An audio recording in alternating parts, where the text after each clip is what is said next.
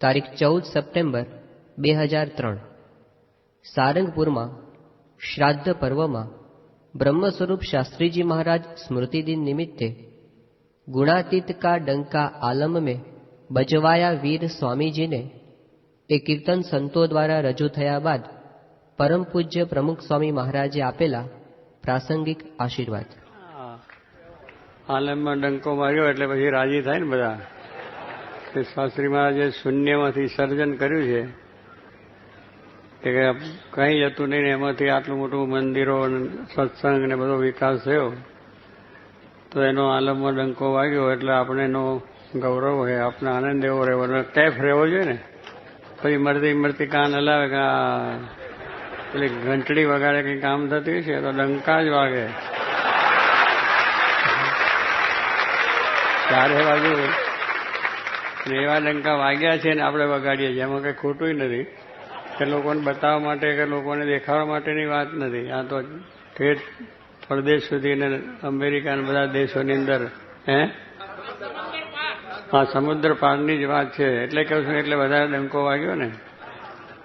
નહીં તો અહીંયા ઘોડો ફરિયામાં ફર્યો હોય એવી વાત નથી કે ચાલો આપણે આ રીતે લોકોને સમજાવી દઈએ. પણ શાસ્ત્રીમાનું કાર્ય લોકોને સમજાવી દેવાનું હતું નહીં કે ચાલો જરા શો કરી નાખે, એવું પણ નહોતું. એમનું નક્કર કામ હતું શાસ્ત્રી મહારાજનું કે અક્ષર ને પુરુષોત્તમનું જ્ઞાન છે. જે શ્રીજી મહારાજ સિદ્ધાંત લઈને આવ્યા હતા એ સિદ્ધાંત બધાને સમજાય એટલા માટે એમનું કાર્ય હતું. એમને જો દરેકના જીવનમાં આવું શુદ્ધ ઉપાસનાનું જ્ઞાન થાય તો એ લોકોને બધા પોતાના દરેક કાર્યોમાં પણ બળ રહે અને ભગવાનની ઉપાસનાની દ્રઢ થાય તો અંતે ભગવાનના અક્ષરધામો જઈને પણ બેસી જવાય. એટલે એવું કાર્ય હતું. કારણ કે પહેલાં તો બધાને સમજવું જ કઠણ હતું. ખૂણિયું જ્ઞાન જેને કહેતા કે આ વાત અક્ષરને પુરુષોત્તમની ખૂણામાં બેસીને વાત કરવી પડે. કોઈ સાંભળી જાય તો ઉપાધિ થાય, કોઈ સાંભળી જાય તો ઉપાધિ થઈ જાય ચારે બાજુ. એટલે બેસીને 2-4 જણા બેઠા વાતો કરે તો પછી એક ખૂણિયું જ્ઞાન છે એ જ્યારે બોચાસણના ચડોતરના ચાંકમાં મંદિર થયું ત્યારે ખબર ને પડી ગઈ બધાને કે આ ખૂણિયું નથી, આ તો હવે બધું જબરજસ્ત છે. અને ત્યાંથી સારંગપુર આવ્યા. સારંગપુરની અંદર પણ એમના બધા વાતો કરતા કે ગુજરાત તો ગાંડી છે, દાળ ભાતની ખાનારી છે. એટલે ન્યાયશાસ્ત્રીનું પોલ ચાલી ગયું, પણ આ બાજુ આવી જાય સૌરાષ્ટ્રમાં પથ્થરપાનામાં એટલે ખબર પડે કે કેમ મંદિરો થાય છે. ભગવાનનું કરવું ને ભગવાનની ઈચ્છા, જો મહારાજની ઈચ્છા હતી તો શાસ્ત્રી મહારાજે અહીંયા પાયો નાખ્યો અને એવું જબરજસ્ત કર્યું એમના છાતી ઉપર જ. અને જોઈને ધંગ થઈ ગયા. પછી એને કહ્યું નહીં, શાસ્ત્રીએ કરે બરોબર. આટલું મોટું મંદિર પૈસાની છતાં પણ પાયો જ મોટો જબર નાખ્યો. ભોજન તો 2 માળનું એ છે, પણ આ તો એટલું બધું સર્વોપરી કરી દીધું છે કે ઊંચું લોબું પહોળું બધું જબરજસ્ત. કારણ કે આપણે તો આ પહેલું કરતાં પહેલાં વિચાર થાય, પૈસા હોય તો વિચાર થાય, માણસો હોય તો વિચાર થાય કે આવું કામ કેમ કરાય. તો સ્વામી કહે છે એ વખતે એમની પાસે કંઈ નહીં, છતાં આટલો મોટો પાયો નાખીને મંદિર કર્યું. એટલે કહેવું છે કે પહેલાંને હતું કે આ બધું શું કરવાના છે, મુઠ્ઠી જેટલા હાડકા અને એમાં આ કામ કરવાનું. સામાન્ય એમનું શાસ્ત્રીમાનું શરીર પહેલાં બહુ શુકલ હતું એટલે એમાં દરેકને થાય કે આ શુક લકડી માણસ શું કરવાના છે. પણ ગાંધીજી શુક લકડી હતા અને આખો દેશ ધ્રુજાયો. ગાંધીજી આપણે કેટલા શુક લકડી હતા ને બિચારા, લઈને ધોતી પહેરીને આપણે પેલી લાકડી લઈને ફરતા હતા ને શુક લકડી, ખાવામાં ખોરાક ઓછો. શાસ્ત્રી મહારાજ પણ એવી રીતે પણ હતા, છતાં લોકો કહેતા હતા.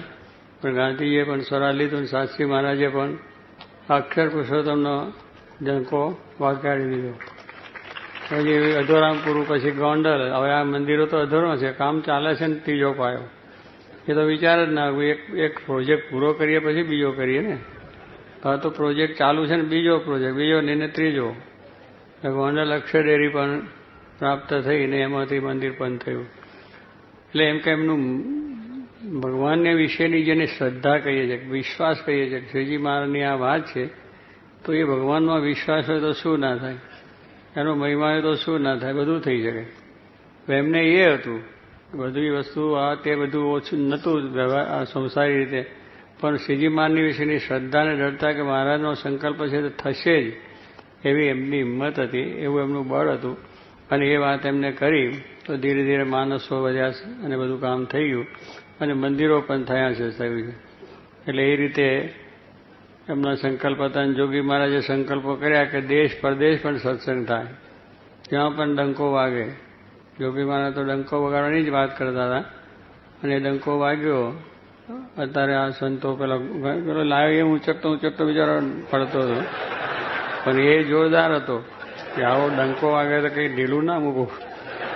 કેડ તૂટી જાય તો ભલે તૂટી જાય, પણ ડંકો વગાડવો છે. મરણીય ઉપાય કહેવાય. આ મરણીય ઉપાય હતા બધા. આજે આ ડંકો વગાડવો એમાં મરણીય ઉપાય, મરીને જીવવાનું.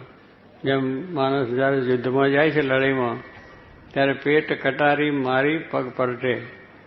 એ જે લડવાઈઓ જાય છે લડવા માટે બોર્ડર ઉપર, ત્યારે એ સુરવીર માણસ છે એ મારો વિચાર કરી ના નીકળે કે ત્યાં જઈશું શું થશે, ત્યાં જઈશું તો પછી આપણે આમી સાથે ઘા લેવા પડશે, મરી જઈશું, બૈરા છોકરાને શું થશે, એ જઈને લડે ખરો. અહીંથી જ મોરી વાત કરતો હોય ત્યાં શું બૈરા છોકરાની વાત કરે કે બૈરા છોકરાનું શું, બૈરા છોકરાનું તો થવાનું છે થશે, પણ મારે દેશને આ સેવા કરવી છે અને એ કરવું છે તો એ પેટ કટારી પહેલો મારી દે, પછી બાંધી દે બરોબર પાટો. આમ બાંધે છે ને એના ઘા ઉપર બાંધી પછી હાથમાં હથિયાર લઈને લડવા જાય. અને ત્યાં જઈને પાછો એવો વિચાર ના કરે કે આપણે આગળ નથી લડવું, પાછળ ઉભા રહીશું ભાઈ, કારણ કે ગોરી વાગે પહેલી તો આપણે ચાલ્યા ગયા, એના કરતાં બધા મરે પછી કદાચ થાય તો વાંધો નહીં તો પછી નાહી જઈશું, પાછળથી ભાગી જઈશું બહુ એવું લાગશે તો. હવે એવા મોરા વિચાર કરનાર માણસ હોય અને એવા વિચારથી ત્યાં લડવા ગયો, એ શું લડી કરીને આવે, પાછળથી ઘા ખાઈને આવે લોકોના, ભાલાના બીજા તે તો પેલા ભાલાથી લડતા, તલવારોથી લડતા, એ ઘા વાગે ભાગે ને તો ભાગે અને પછવાડે ઘા વાગે, અને હામી સાથે લડે ને સામે વાગે. તો પેલા પછી જાય જે કે હું તો લડીને આવી ગયો, કેમ કેવી રીતે લડ્યો, તો કે જો આ ઘા વાગ્યા, અરે ભાગ્યો છે તું લડ્યો છે નથી કે ભાગીને આવ્યો છે, પાછળ ઘા ખાધા તો લડ્યા, હું ભાગીને આવી ગયો એટલે પાછળથી ઘા વાગ્યા, હામી સાથે ઘા લેવાના. તો એમ સુરવીર માણસ છે એ સામેના ઘા લઈ અને ત્યાં લડવા જાય તો ત્યાં હજારોને પોતે લડીને પોતાનું નિશાન ત્યાં રોપી દે, પોતાની જીત થઈ જાય. આપણે પણ આ અક્ષરધામનું નિશાન લેવા માટે જન્મ્યા છે. શાસ્ત્રી મહારાજે આપણને, શાસ્ત્રીજી મહારાજે આ જ્ઞાન આપ્યું છે, આપણે પણ એ જ નિશાન લેવું છે. આ તો લૌકિક રીતે આપણે રાજની વાત કરી, એ નિશાન લેવા માટે પણ પોતે બલિદાન આપી દે છે.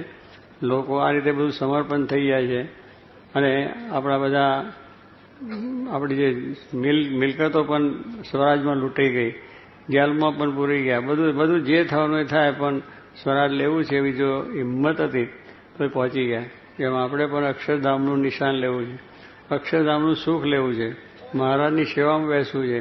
તો પછી આપણે આ દુનિયાના થોડા સુખ માટે જ્યારે આટલું બધું ભોગવતા હોય તો આ તો ભગવાનનું સુખ લેવા માટે જરાય બીજો મનમાં સંકલ્પ વિકલ્પ થવો નહીં. મહારાજ સર્વોપરી અવતારના અવતારી છે જ, ગુણાત્યાન સ્વયં મૂળ અક્ષર છે. શાસ્ત્રી મહારાજ, યોગીજી મહારાજ મહાન પુરુષ એ છે, એમનો દરદ આપણે હોવું, એમનું કાર્ય પણ સર્વોપરી છે, એ પોતે સર્વોપરી છે. આ કંઈ આપણને ખોટે રસ્તે રવાડે ચડાયા નથી.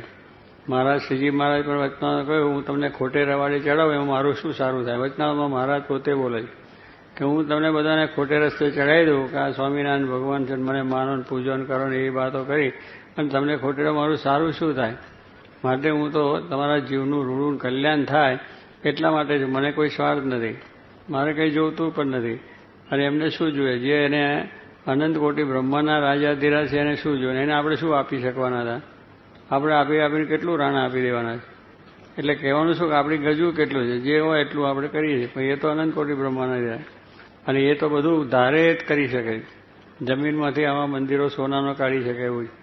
તારે કહેવાનું શું કે એમની શક્તિ અપાર હતી, પણ છતાં એ કહે છે કે મારે કોઈને ખોટે રસ્તે ચડાવીને છેતરામણ કરીને ઠગાઈને કશું કરવું નથી. તમને સાચી વાત સમજાવીને તમારા જીવને દ્રઢ કરીને કરવું છે, મહારાજ પોતે બોલ્યા. એમ શાસ્ત્રીજી મહારાજને પણ આ જ વાત હતી કે આ પ્રમાણે આ ભગવાનનો સંદેશો છે ને હું આપવા આવ્યો છું ને એ બધાને આ વાત દ્રઢ કરવી છે. અને એમાં એમ મારે કોઈને ખોટી રીતે સમજાવવું નથી. વચનાવતના આધારે છે, શાસ્ત્રોનો આધાર છે. ત્યાર પછી બધા જેટલા અનુભવી માણસો જે અક્ષરને પુરુષોત્તમના જ્ઞાનની અંદરના હતા એ બધાને પૂછી. મોટા સદગુરુઓ મહારાજના વખતના 16 સાધુ એમના વખતમાં હતા. શ્રીજી મહારાજના સાથે એમના ગુરુ જે વિજ્ઞાનાનંદ સ્વામી એ ગુરુ એ 12 વર્ષ સુધી મહારાજની સાથે રહેલા હતા અને સંગીતના પણ બહુ એમના કરતા હતા. અને 1000 શ્લોક તો બધા શાસ્ત્રોના મોઢે હતા અને એ બધી વસ્તુ એમને જાણતા હતા. એવા તો ગુરુ એમને પોતે કર્યા હતા. સાધુ થયા ત્યારે વિજ્ઞાન સ્વામીને. અને ત્યાર પછી બીજા 16 સાધુ 15 સાધુ હતા, એના દર્શન હતા. એટલે મહારાજના સાક્ષાત સંબંધ જ એમાં કરાય દૂર નહીં. આપણે મહારાજના મળેલાને જ સાધુ એમનો દર્શન, એમનો સમાગમ, એમના થકી એ બધી વાતો સાંભળી કે આ પ્રમાણે ગોપાળન સ્વામી જેવા સંત મોટા જબરજસ્ત એમને પણ કહ્યું કે આ ગુણાત્યાન સ્વામીનો મહિમા એમને કહ્યો. અને ભોયકાના સોની હતા, એને આ ભોયકાના અમારા શેઠિયા બેઠા છે, મેર ગામના હતા, એને કહ્યું કે આ મારે દર્શન સમાધિમાં થાય ને એવું કંઈ બતાવો અક્ષરધામ. ગોપાલ સ્વામી આપણે યોગી હતા એટલે એને એમ વાત કરી બતાવીશ અક્ષરધામ તને. પછી બરતાલમાં બિરાજમાન હતા અને બધા સંતોની પંક્તિ બેઠી હતી. ગોપાલ સ્વામીની સાથે ગુણાત્યાન સ્વામી બધા બેઠા હતા સભાની અંદર. પછી આવું સભા હતી એમાં માલજી સોની જોયા અને મારે બોલાયા કે માલજી હું તને કહેતો હતો કે અક્ષરધામ મને બતાવો. કે હા મહારાજ બતાવો. સારું, આ બેઠું એ અક્ષરધામ. આ ગુણાત્યાન સ્વામી બતાવીને કહ્યું કે આ અક્ષરધામ. આવા ગોપાલ સ્વામી સમર્થ હતા. 2 દેશના આગેવાન કહેવાય, બધી પ્રતિષ્ઠાને આગેવાન સંત કહેવાય. એ પણ આટલો મહિમા સ્વામીનો સમજતા હતા. એટલે કે અહીંયા ગપોટ્યું નથી, હવા મૂળ છે. એવી થકી આ ગુણા સ્વામી મૂળ અક્ષર ગુણા સ્વામી કેમ પધરાવો છો?